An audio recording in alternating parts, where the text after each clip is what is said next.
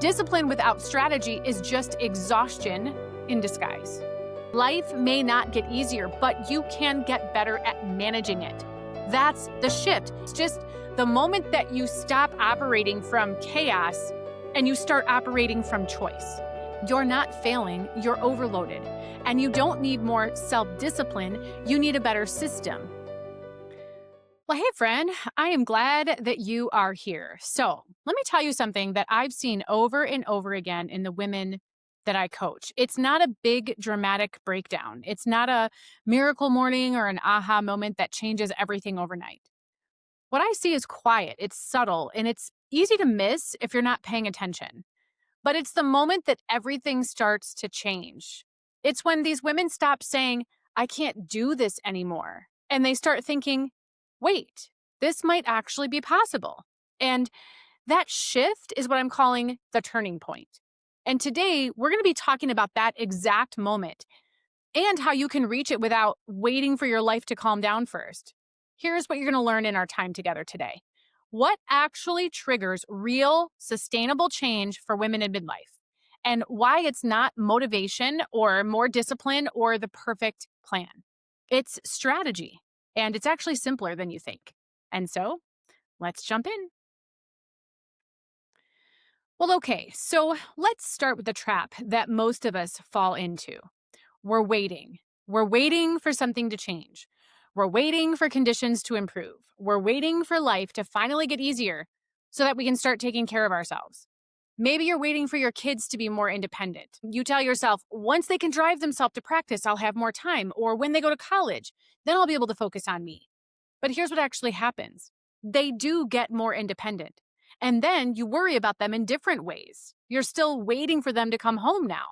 And you're navigating their emotional struggles from a distance. You're learning to parent adults who don't want your input the same way they used to. And suddenly you realize the waiting didn't bring you what you thought it would. Maybe you're waiting for work to slow down after this project launches, or when we get through this busy season, or once I get that promotion and can delegate more. But work never really slows down either, does it? Always another project, another deadline, another fire to put out. And in the meantime, you're running on fumes, barely keeping your head above water, telling yourself it's just temporary. When really, it's been years that this has been going on. Maybe you're waiting for the house to finally be clean. You think, once I get the clutter under control, then I'll be able to relax. And so you spend a Saturday deep cleaning the kitchen, organizing the closets, purging the playroom, and it feels amazing for a day. Then life happens. The kids come home for a break. Work gets busy. Someone gets sick, and within a week, it's right back where it started. And you're left feeling like a failure because you couldn't even maintain a clean house. Maybe you're waiting for a burst of motivation, that magical feeling that actually makes you want to do the hard thing, the energy that makes you excited to wake up early and meal prep or organize your life or tackle your goals. You've felt it before, usually on January 1st, or maybe after watching an inspiring TED Talk, or when you buy a new planner. But that moment, that feeling, it fades every single time. And then you're left trying to force yourself to do things that you don't feel like doing. And you tell yourself that if you were just more disciplined or more committed or more consistent, you'd be able to just push through. But here's the thing. Discipline without strategy is just exhaustion in disguise. Maybe you're waiting for the perfect planner, the perfect routine, the perfect system that will finally make everything click. You've bought so many planners, so many productivity books, so many courses promising to transform your life, and they all work for a minute. But then real life shows up and the system that looked perfect on paper doesn't actually fit your reality. And so you're back to square one again. Here's what all of these scenarios have in common. You're waiting for external conditions to change before you give yourself permission to feel better.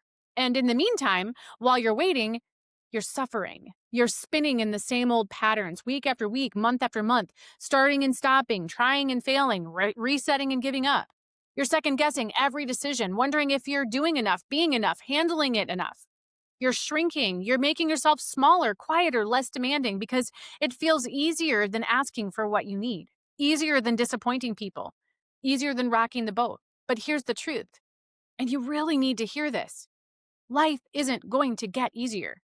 Your kids might grow up, but then you're navigating the empty nest, or adult children who still need you, but in different, harder ways sometimes. Work might slow down in one area, but then something else ramps up. And that's just kind of how it goes. The house might be clean for a day here and there, but then life happens.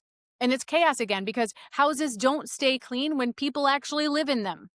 And that burst of motivation, it's going to come and go. It's not reliable. It never has been. It's a feeling, and feelings are temporary. And so if you're waiting for the circumstances to change before you can feel better, you're going to be waiting an awful long time, probably forever. And that's the trap. You think the problem is out there. You think it's in your schedule. The problem is in your family. It's in your environment.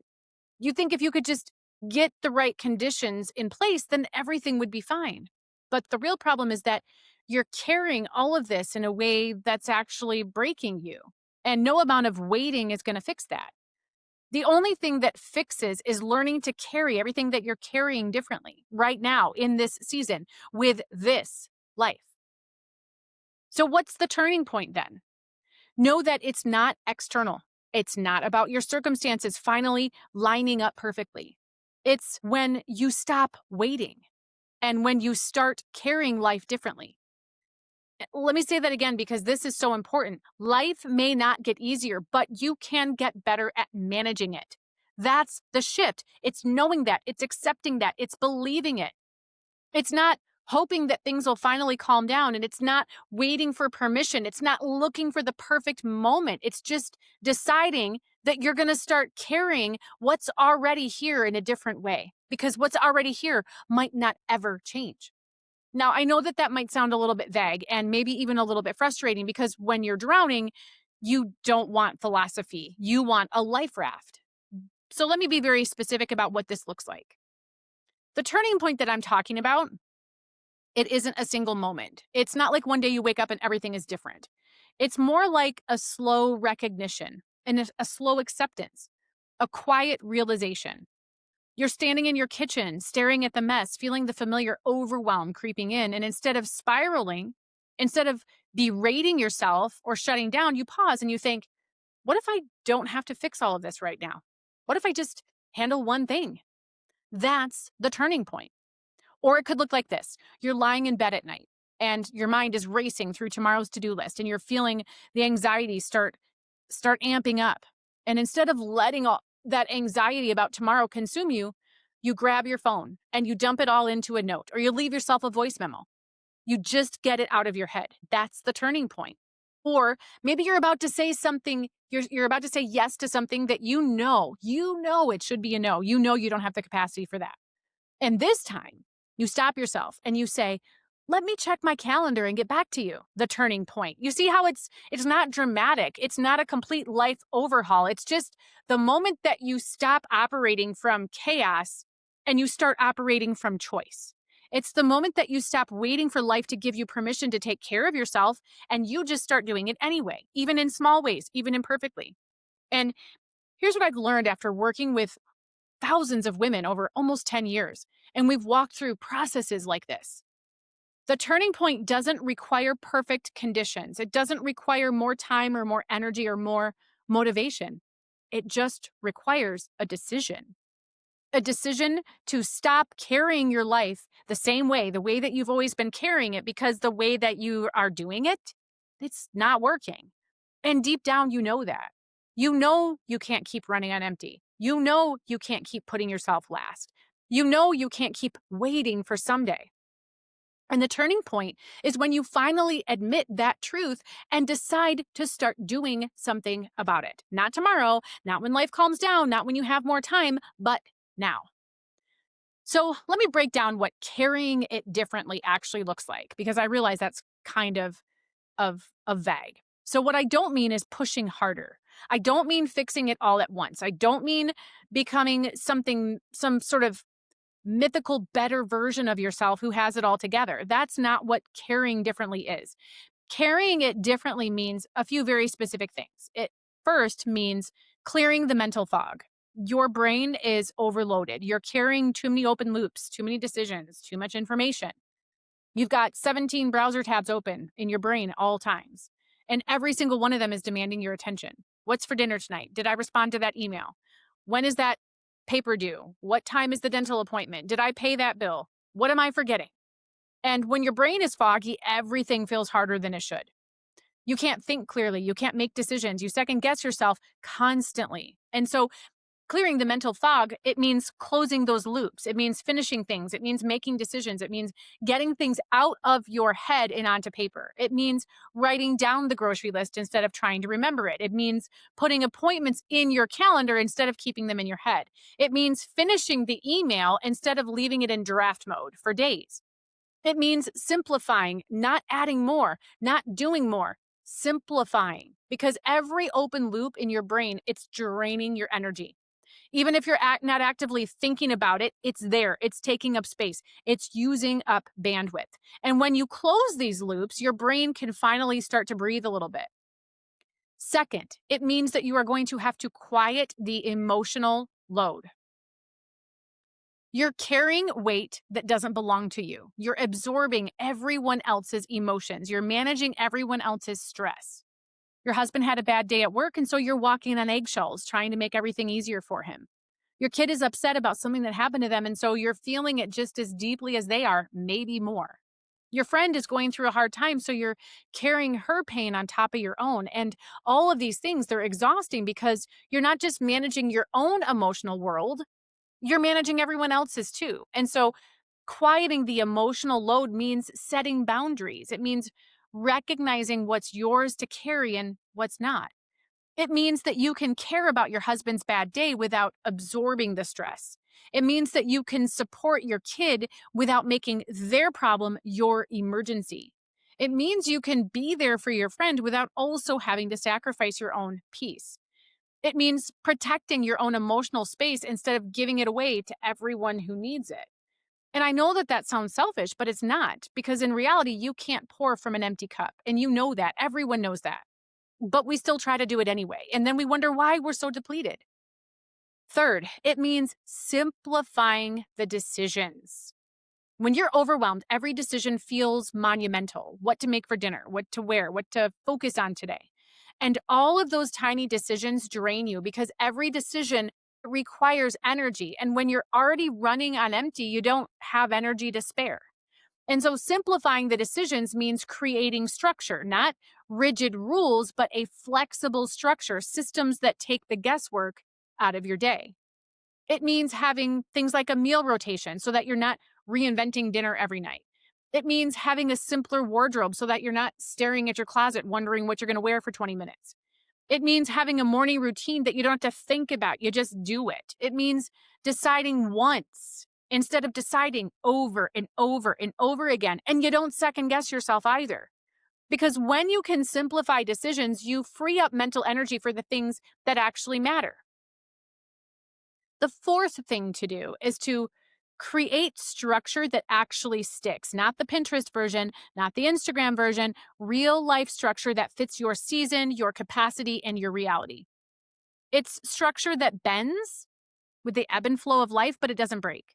It's structure that supports you instead of suffocating you. Because here's the thing, most of the systems that you've tried in the past were built for a different version of you, a version of you with more time, more energy, more capacity, or were built for someone else entirely, someone whose life looks nothing like yours. And so, of course, they didn't work. But when you build structures that actually fits your life, your actual life, not your ideal life, it works. It doesn't have to be perfect. It doesn't have to look like anyone else's. It just has to work for you. The fifth thing is that you need to build momentum that lasts, not motivation, not willpower, momentum. And here's the difference. Motivation is a feeling. It comes and goes. It's unreliable. Willpower is a muscle. It gets fatigued and it runs out. But momentum is actually physics. An object in motion stays in motion. So when you start taking small, consistent actions, even tiny ones, they build on each other. One load of laundry, one email, one decision, one boundary. And before you know it, you're moving forward, not because you feel like it, but because you're already in motion. That's the power of momentum. It doesn't require you to feel motivated every day. It just requires you to keep showing up and doing something small. And finally, it means using strategy, not just white knuckling willpower. You don't need to be more disciplined. You don't need to try harder. You need to work smarter. You need a system. You need a strategy. You need a plan that fits your life, because white knuckling your way through it isn't sustainable, and it never has been, not for anyone. You can force yourself to do things for a while, but eventually you're going to burn out. You give up. You start over, and then you tell yourself you're the problem, that you just don't have what it takes. But that's not true.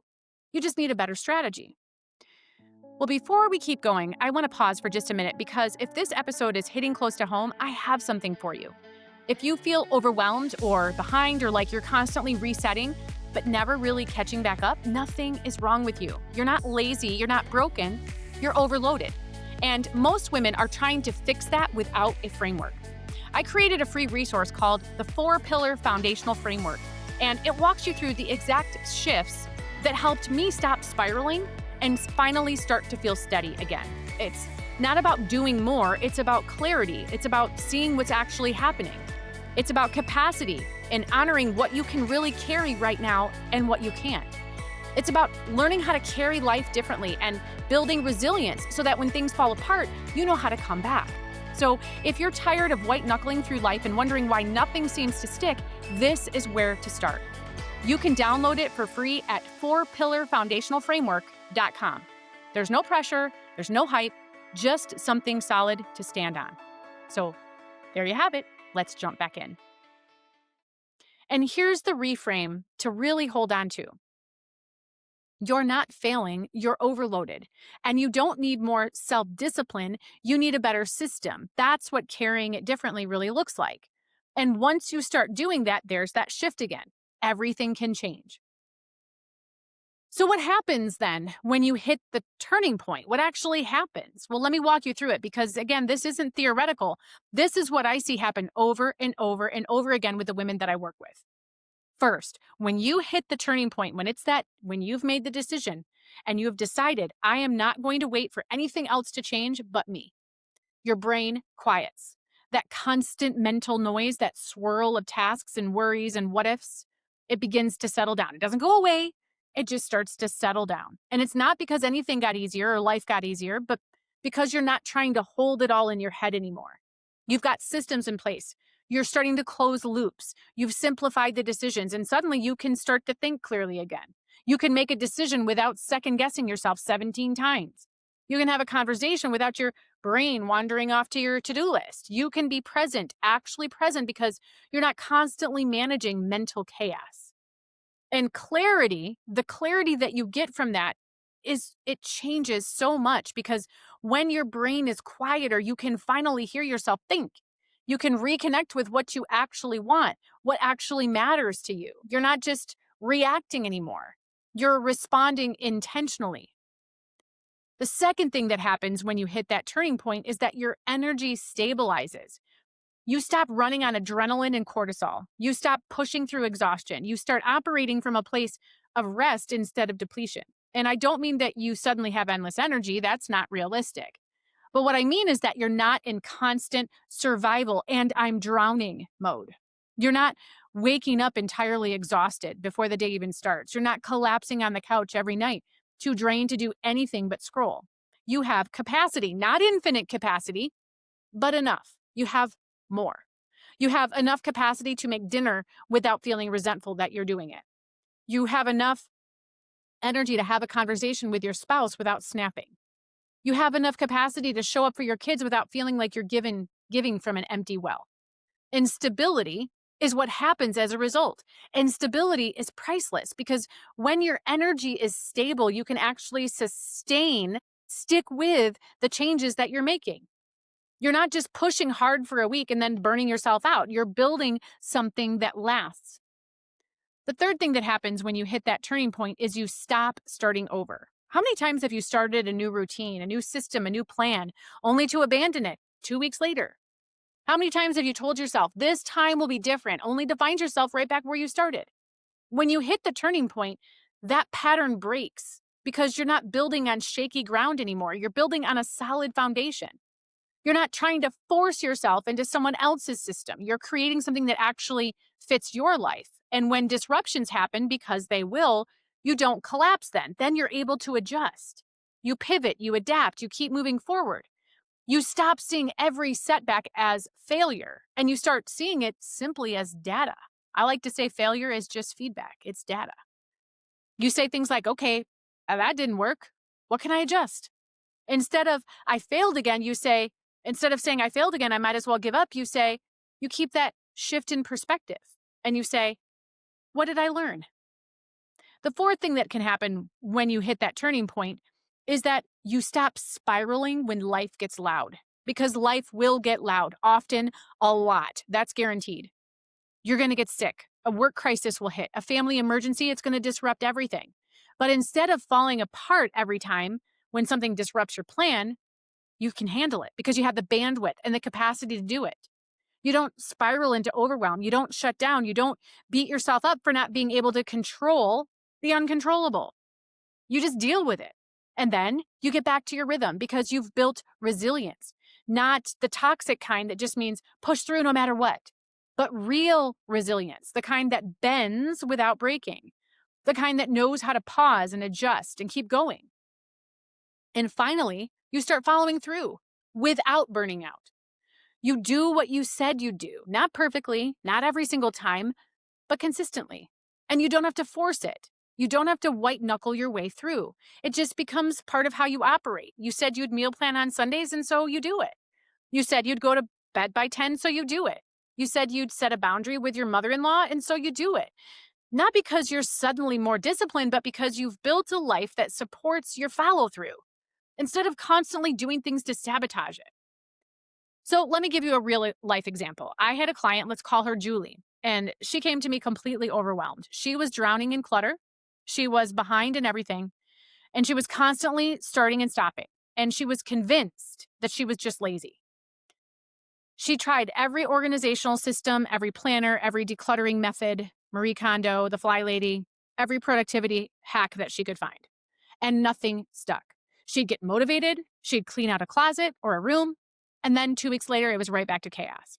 And she was beating herself up for it, telling herself she was the problem, that if she could just be more consistent, more disciplined, more like those people on Instagram who have their lives together, well, then she'd be fine. But when we started working together, we didn't start with the clutter. We started with the most important part, her brain. We started clearing the mental fog, identifying where she was actually overloaded, not just physically, but mentally and emotionally too. And then we built structure that fit her life and addressed those needs. And we did not create a structure for an idealized version of her life. We created structures for her actual life. We simplified her decisions. We created systems that didn't require her to be perfect. And here's what happened. Within a few weeks, she stopped spiraling and she started making decisions without second guessing herself for hours. She started following through more on the things that she had been avoiding for months. And the clutter, it started clearing, not because she suddenly became more disciplined, not because she found the perfect system, but because she had mental clarity. And because she had mental clarity, she had energy and she had capacity. And from that place, the actions that used to feel impossible, and so she didn't take them, now they felt doable. And so she did. And she later told me, I just thought I was lazy, but I realized I wasn't lazy. I was just so overloaded that I couldn't function. And that's the truth for so many of us women. We're not lazy. We're not broken. We're not failing. We're just trying to operate from a place of complete overload, and it's not working. But when we hit the turning point, when we start carrying it differently, well, then everything shifts. That's what the turning point looks like in real life. It's not flashy. It's not dramatic. It's just basically a woman who decided to stop waiting and started to carry her life differently right where she was. So let me ask you some questions, and I want you to sit with these. Don't just think about them and move on. Actually pause. Go grab a piece of paper if you need to, or just sit with them in your mind, because these questions have the power to start that shift for you. So the first question is, what are you waiting for to finally feel better? Are you waiting for your schedule to clear? Are you waiting for someone else to do something? Are you waiting for your kids to need you less? For your house to magically organize itself or get bigger? Are you waiting for more time, more energy, more motivation? Are you waiting for someone to give you permission to take care of yourself? Or are you just waiting for life to get easier? Write it down, name it, get specific, because here's the thing, whatever you're waiting for, it's probably not coming. Not in the way that you think it is. Life isn't going to hand you a clean slate. It's not going to give you a month off to get your life together. It's going to keep demanding. It's going to keep moving. It's going to keep throwing curveballs. And if you're waiting for perfect conditions to start feeling better, you're going to be waiting for forever. And so that brings us to the second question. What if the change you're looking for isn't out there? What if it's not about life getting easier, but you learning to carry it differently? What if you don't need more time? You just need better systems. What if you don't need more energy? You just need to stop draining yourself with chaos. What if you don't need more motivation? You just need momentum. What would that look like for you? And here's the third question. This really is maybe the power card. What would it look like to stop waiting and start adjusting how you are carrying whatever it is that's already here? Not by doing more, not by trying harder, not by becoming someone you're not, but by clearing the fog, by quieting the noise, by building the structure, by creating the momentum. What's one thing that you could do today, right now, to start carrying something in your life differently? Maybe it's writing down everything in your head so that you can stop trying to remember it all. Maybe it's setting one boundary that you've been avoiding. Maybe it's simplifying one decision that you know you've been overthinking on. Maybe it's just admitting that the way that you've been doing things isn't working and being willing to try something different. That's a huge piece. So take a minute and really think about these things. Hit pause if you need to. Because these things, this is where the turning point lives. It's not in this big dramatic fanfare, climactic sort of way, and it's not in perfect conditions. And also, it's not in someday. But it's in the quiet decision to stop waiting and start carrying your life differently today, right now, in this season where you are. Well, hey, friend, if you are tired of programs, if the idea of keeping up with another class makes you want to opt out completely, I want to tell you about something different. The Connection Circle for Women is not another class. It's not another commitment on your calendar, and it's definitely not a place where you have to show up on time or prepared or where you have to do it right. The Connection Circle for Women is a 90-day space for support, encouragement, and real conversation. I show up there weekly, but not with a curriculum. Sometimes it's a live check-in. Sometimes it's a conversation thread that goes on and on among the women there. Sometimes it's a short story from my own messy, real life, and it's also a safe place for you to share what you've got going on, or what you need support in. There's no pressure to attend anything live or show up on any sort of daily schedule. There's no falling behind, there's no homework. It's come as you are, when you can, however you need. This is about conversation, not lectures. It's about presence, not performance. It's about connection, not fixing. And so if you're craving a space where you can just be honest, be supported, and not carry everything alone anymore, you can learn more at theconnectioncircleforwomen.com. It's not about being taught. It's about having conversations and feeling seen and heard and understood for what might be the first time in a very long time. I'd love to see you there. And here's one more question. What would be possible if you weren't overloaded anymore? What if your brain was quiet? What if your energy was stable? What if you had systems that actually worked? What would you do with the space that you had in your life? What would you do with more clarity? What would you do with more peace or joy or calm? Would you reconnect with your spouse? Would you pursue that thing that you've been putting off for years? Would you finally rest without guilt? Would you just breathe? Because that possibility, it's not fantasy. It's not reserved for other people who have their lives together. That possibility is available to you right now. You just have to decide you're done with the waiting. So let's bring this home. This really is the turning point. It's not the reset. It's not the routine. It's not the planner. It's not the perfect conditions. The turning point simply is the decision to carry your life differently. And here's what I know to be true. And it's not because I read it in a book, but because I've lived it. And I've watched hundreds and maybe even thousands of women live it too. You don't have to wait for perfect conditions to start feeling better. You don't have to wait for life to calm down because it won't. You don't have to wait for more motivation, more time, more energy because those things are unreliable.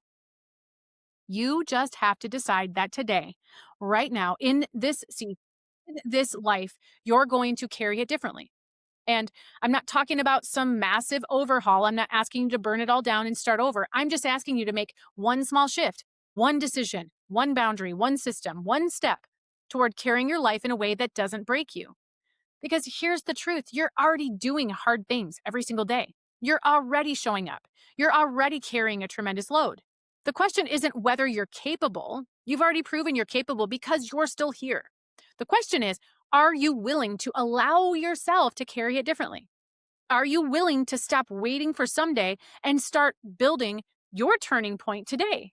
Because that's really all it takes. It's not perfection. It's not a complete transformation overnight. It's just a willingness to try something different. And if you're ready to learn how, I've got great news for you. You're in the right place. That's what I am all about here for midlife women and everywhere that I am for midlife women.